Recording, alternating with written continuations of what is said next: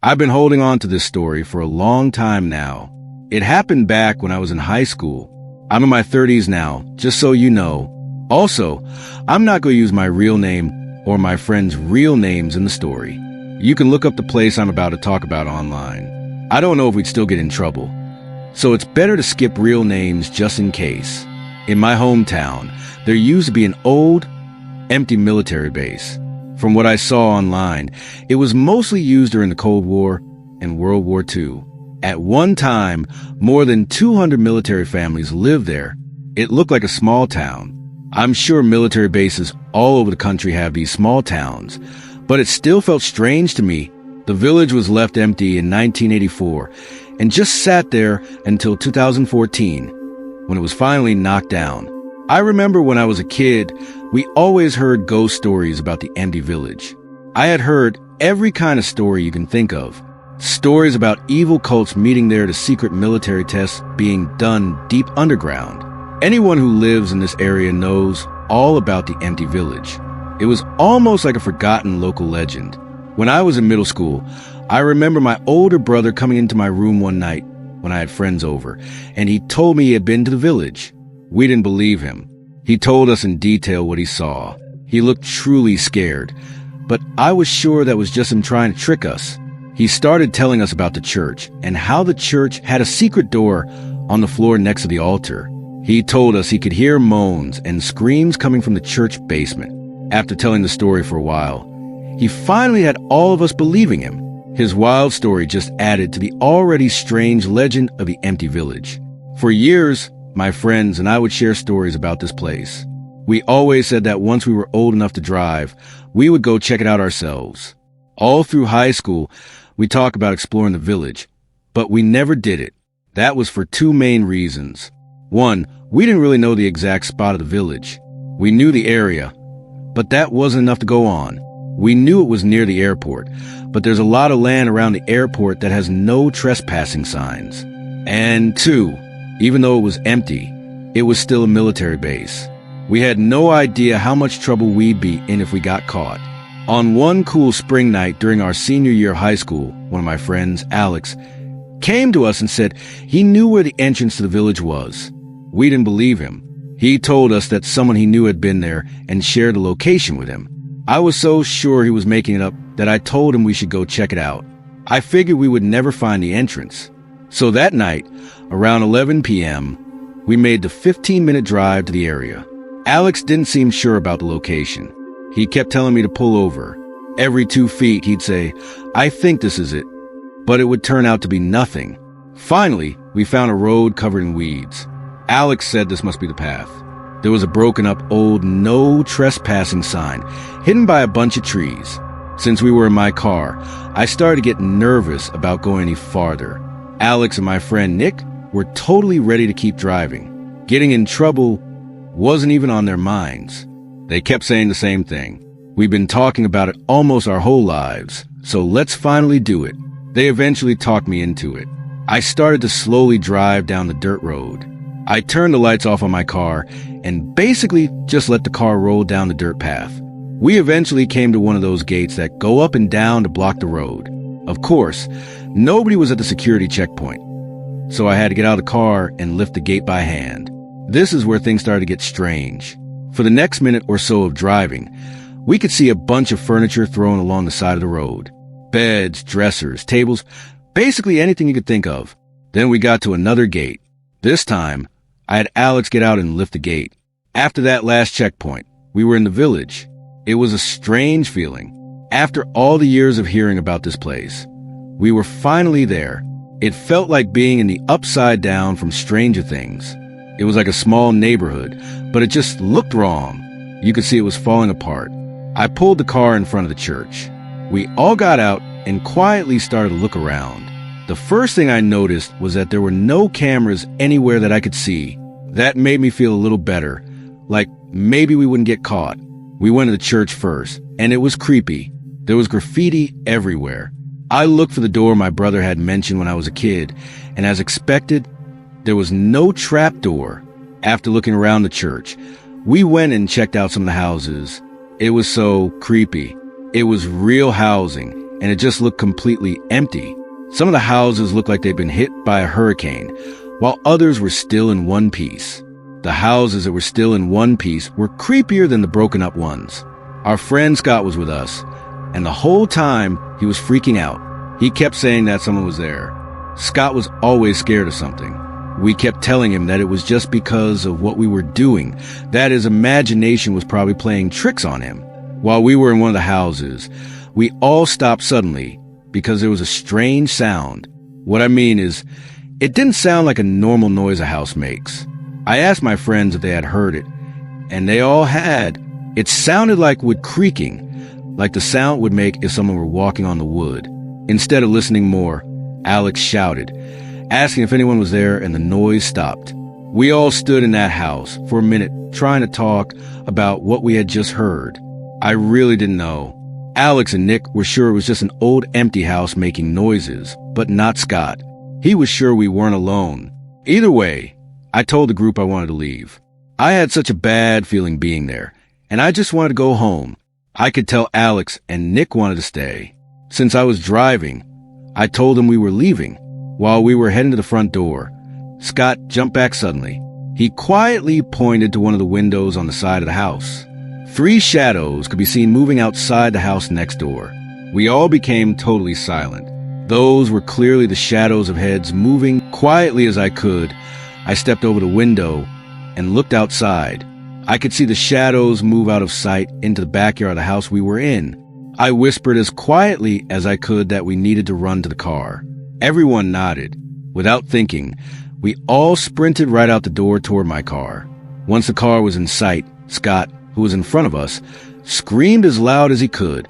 We all looked, and standing next to the backseat of my car was a tall woman in a gross old black dress. She had the back door open, and it looked like she was about to get into the car because one leg was already halfway into the back seat. When she heard Scott scream, she let go of the door and ran inside the church. We kept running toward the car. When we got there, I looked in the back seat, and thankfully no one was back there. We got into the car and drove off as fast as we could. I remember going so fast that I lost control in the dirt and almost crashed the car. That night, we shared ideas about who we thought we had seen. The most likely answer is that those people were probably homeless and using this empty place as a shelter. All of that makes sense, except for why that woman would be trying to get inside my car. It's also scary when I think about that night, because we walked around for a long time and never saw anyone or any sign that someone had been there, not until right before we left. Even though Scott said he heard something strange, I still think that was just his imagination at the time. Years later, I started telling my girlfriend the story. She said we should look it up and see if it's still there. That's when I found out it had been torn down in 2014. It's wild that there's so much more info on it now. Growing up, we always tried to look up stuff about that place, and there was nothing. Because of that, it added more to the strange legend of the empty village. I'm just glad we left when we did, and that Scott screamed when he saw the tall woman. If we had been 10 seconds later getting to the car, who knows how that night could have ended. When my wife and I first started dating, we were wild, not in a way that hurt anyone, but we did some things that I would never do now. Things that were maybe against the law. For example, we would explore empty buildings and houses, try to find proof of ghosts. I never really believed in any of that stuff. That was more her thing, and I just went along with it because I liked the girl. Out of all the houses and buildings we explored, only one time was I left without words. I couldn't explain then what I saw, and I don't think I can explain now what I saw either. It was a really dark night outside. One of those cloudy nights that makes everything feel even darker. She had found this house that was far from anything. It was an old house that barely looked like it was standing. I was always nervous to go inside these houses. Not because I was scared of ghosts. I was nervous to go inside because I never knew if these houses were going to fall down while I was inside. This house was in really bad shape. I had to kick down the front door, which was boarded up. Inside the door was what I guess used to be a living room, except half the floor was missing. In the middle of this room was a huge hole where the floor used to be. We took our flashlights and looked down the hole, and you could see what was left of the basement. I kept telling her we should probably leave because this place clearly wasn't safe. She didn't care. She kept telling me to wait a minute. That was always her go-to line. Whenever I wanted to leave, she was sneaking around the house watching for holes, and I just stayed by the front door. I told her I was staying there because I didn't trust the floor. She laughed and called me a coward. A few minutes went by, and my curiosity got the better of me. I made my way into the other room where she was. The room was a mess. Junk piled up to the ceiling. She was going through all the stuff trying to find things left by the people who lived there. That was part of her routine. I wanted no part of that. She told me to check upstairs. She must have known I really didn't want to do that, because before I could even answer, she said the sooner we searched the whole house, the sooner we could leave. I didn't want to, but I made my way upstairs. At any moment, I was sure I was going to fall through the floor. There was a room straight to the right at the top of the stairs. I went in there first. It was an old bedroom with a bed still in it. It was kind of sad. The bed was still made, and at the bottom of the bed was a folded-up bathrobe. It was like someone had just disappeared and left their home the way it was. I kept looking around the room, and it was just more junk everywhere. A lot of clothes, some old little items that were falling apart, and furniture that looked like it might break if you touched it. There was a strange crawl space in the corner of the room. Sometimes we find treasure in these crawl spaces. I went inside and it was weird. It was filled with a bunch of baby stuff, like unopened boxes of diapers and baby food. But the stuff was old, like really old, and covered in dust and cobwebs. Some of the baby food had clearly been chewed on by mice. Not to mention, it smelled awful. Just as I was about to leave, I thought I could hear a creaking sound. I used my flashlight to look around the whole crawl space. In the corner of the crawl space was another little opening. I couldn't believe I missed it a second ago.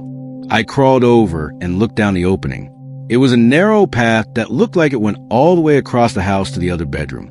The creaking sound was clearly coming from down that way. I was a little too big to crawl down the narrow path, so I left the crawl space and started heading toward the other bedroom from the top of the stairs. The other bedroom was down the hall and to the left. As I got closer, I could still hear the creaking sound. It was getting louder the closer I got to the bedroom. My heart was racing, but not because I was scared. I was completely ready to be jumped by a bunch of raccoons. When I was just a couple feet away from the doorway, the sound was clear. I quietly walked through the doorway, and I almost fell over. A woman was sitting in a rocking chair, staring out the window. I didn't say anything at first. The back of the chair was faced, looked like a long skirt on her legs. Slowly, she just rocked back and forth. I was trying to see the reflection of her face in the window, but it was just too dark to see any details. I took one step toward the woman, and the floor creaked. Once she heard that noise, she instantly stopped rocking. I started to say sorry and told this woman that we didn't know someone lived there. Before I could say anything else, she started to rock again, almost like she didn't care at all that I was standing there. For some reason, instead of running, I took another step forward and asked if the woman was okay. As I took that step, she stopped rocking again. Then she stood up slowly. When she was standing in front of the rocking chair, I heard her voice. She didn't say anything. Instead, she just made this noise. It was like a low hum. Then out of nowhere, she quickly turned around to face me. It made me jump, and I turned around and ran. I wish I could describe what I saw, but it happened so fast that I didn't really see any details of her face. All I could tell was that she was old, and her skin looked wrinkled. I ran downstairs screaming that we needed to leave. I tried telling my girlfriend that we weren't alone and that somebody still lived there. She just laughed. She was so sure I was messing with her. I was begging her that we needed to leave, that someone was upstairs in the bedroom. Instead of listening to me, she wanted to see for herself. I begged her not to go upstairs, but she didn't listen. I was yelling at this point to please leave, and she just kept ignoring me. I followed her upstairs and watched her make her way to the bedroom at the end of the hall. When she got to the doorway, I heard her say, "Oh my God." I ran to the end of the hallway just in case. And as I got to the doorway, she just started to laugh. Inside the room was a rocking chair, but no woman. She asked if I was scared of the rocking chair, and kept laughing at me. I told her that there was a woman there just a minute ago, but she just kept laughing at me. She went into the room and looked all around. There was no old woman. I swore to her that I saw an old lady, but she just kept laughing at me. She walked by me and left the room. As she walked away, she said we could leave. We were both walking toward the stairs, and then we both heard it, the creaking sound again, the sound of the rocking chair going back and forth. She looked at me and froze. There was no doubt about it. It was clearly the sound of the chair. She mouthed the words to me, "What is that?" As we both stood at the top of the stairs, she took a few steps toward the bedroom and could hear the woman humming. It was like she was humming a tune. She got to the doorway and saw with her own eyes the rocking chair with someone sitting on it and humming to herself. She didn't talk to her. She just turned and ran, and we both ran out the door after that. She started screaming once we got to the car. She kept asking what the heck we just saw, and I didn't say anything. I wanted to look back at the house as we drove off and look at the window to see if I could see anyone standing there, but I was too scared. I really have no idea what we saw that night. Maybe I really did have a run-in with something paranormal. I know how unlikely that is, but who knows? Maybe that kind of thing really does exist. I guess it could have just been a very old woman who still lived inside a dirty, falling-apart house. But I don't fully believe that. I mean, the door was boarded up, and there was a huge hole in the living room. Not exactly a good place to live. Not long ago, I brought the story up to my wife and asked her if she remembered. She obviously did. We drove to the empty house, and it had been knocked down. There was no house there, not even any pieces of a house. I try to replay that night in my head all the time. I try to remember what I can about that woman's face. I tell myself it was just an old woman, but something in my gut tells me that's not true. When I was in middle school, my family and I moved to a new house. It was an awesome house to be a teenager in. It was bigger than our last house, and the neighborhood was full of a lot of kids my age. Almost everything was great about this new place, except for one of our neighbors. It was the classic mean old man. We would go outside and play two-hand touch football, and if we even got within a couple feet of his front yard, he would go crazy. He'd start banging on the window and yelling from inside the house that we needed to get off his property, even though we never actually stepped onto his front yard. As an adult, I understand the feeling of not wanting kids on your property. The difference in this case is that we were good kids and respected what he wanted. That didn't matter. As we'd walk outside, he would right away start banging on the window and yelling at us to get away from his house. It was like he was watching for us all the time. It was awful.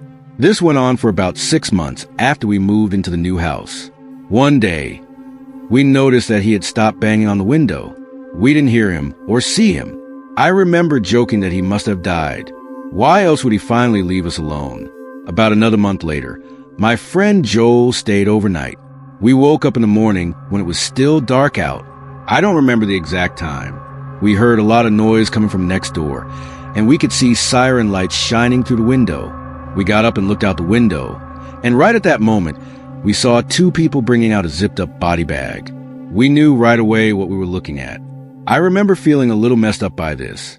I'd seen this kind of thing a million times in movies, but never in real life. I'll never forget that feeling of guilt. We were joking about this guy dying, and he really did pass away. I couldn't stop thinking to myself that he must have died over a month ago, and they were just now finding him. I didn't know that for sure, but something in my gut told me that was the case.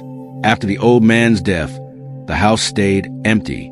Well, not completely empty. I guess the right word would be abandoned. All the old man stuff stayed in the house, and the house just sat empty for years. Apparently, the old man did have one son, but he lived in another state and didn't even bother to come back after his father passed away. It's actually sad when you think about it. Next few years, I would sometimes stare out my bedroom window and just look inside the empty house. His house was right next door, and from my bedroom window, you could clearly see into the house. It was so creepy, knowing that this guy died somewhere, and there always gave me the chills.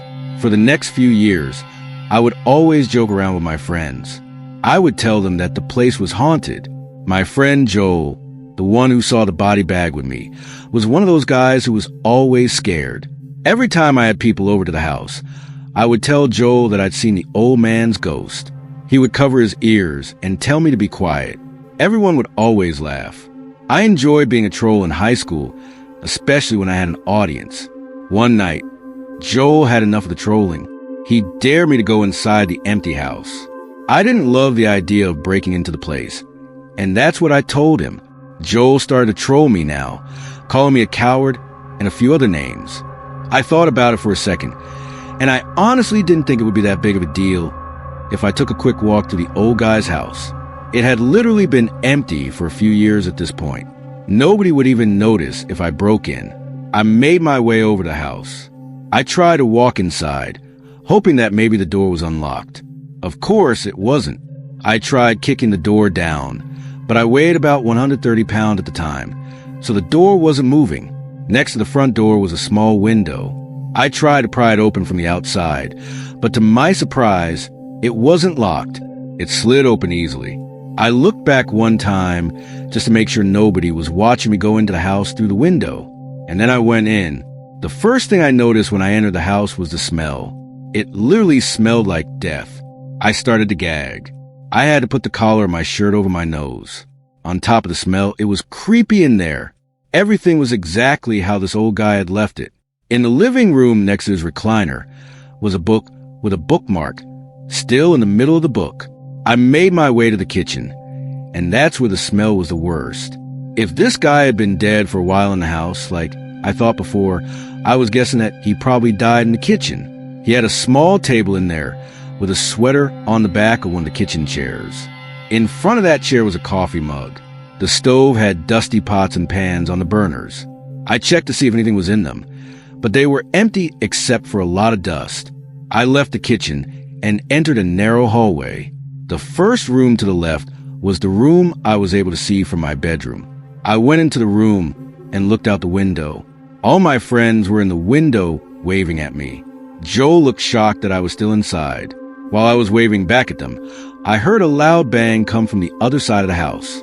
It wasn't quiet either. It literally sounded like a person banging into the wall. I stood completely still. I was trying my best to focus my hearing, but there was no other noise after that. I looked back at my friends, and they looked confused, almost like they didn't know why I was just standing there. I was creeped out now. Just the strangeness of this whole thing had me feeling off. Even though there was still more of the house to explore, I was all done. I quickly made my way to the door, unlocked it, and let myself out. When I got back inside my house, I told my friends about what I saw and how awful the smell was. We talked about it for a little while, but in the end, we moved on quickly after that. That night, after we all fell asleep, Joel woke me up. I asked what he wanted, and he told me he couldn't sleep because he kept hearing weird noises from next door. I brushed him off right away and told him to go back to bed. I tried telling him that his mind was playing tricks on him because of what I had told him about the noise. He didn't say anything. In that quiet moment, I heard a weird noise. Joel sat up and told me that's the noise he kept hearing every few minutes. I admit it was weird. It was like 2 loud knocks. I jumped up and looked out the window toward the old man's house. It was dark, and I could barely see anything. Joel looked terrified and asked what was standing in the doorway of the old man's room. The room I had been in earlier, it looked like the shape of a person. I brushed it off at first, telling Joel it had to be a coat rack or something. Then Joel got really worked up. He yelled, "No way!" He swore that he had just seen the shape move. His wild behavior woke up my other friends. They all looked out the window and agreed with Joel. I told them that there was no way a person could be standing there. Clearly, there was some kind of shadow or something else we just couldn't explain. While we were arguing with each other, Joel yelled again. This time, he didn't say anything. He just pointed. I looked out the window, and now standing right in front of the old man's window was a figure. Whatever it was, it had moved from the doorway to the window. It was still too dark to see any details, but because of where he was standing, you could clearly see now that it was the shape of a person. We all started to freak out. We had no idea what we were looking at. While I was watching this figure, it started to move. I was able to see it walk back toward the doorway until it completely faded back into the darkness. I kept looking out the window for several more minutes, but nothing happened. I had no explanation for what happened. I remember telling my friends at the time that it must have been the old guy's son finally coming back to the house. It was the only thing I could do to get my friends to calm down a little in that moment. We spent the rest of that night looking out the window every few minutes, but we never saw anything again. It was about a year after that I finally met the old man's son. He showed up with a dumpster and cleared out the whole house. Then he sold it right after. My dad talked to the guy for a while, and he told my dad that he had a horrible relationship with his father. It took him years to finally get to the house and sell it. To this day, that is still the scariest thing I have ever seen with my own eyes. I'm glad I had a year, even though we all live in different states now. Every time we're together, the story comes up again. I have no idea what I saw in that old man's empty house that night. I'm sure there's a normal explanation for what we saw, but I just have no idea what it is.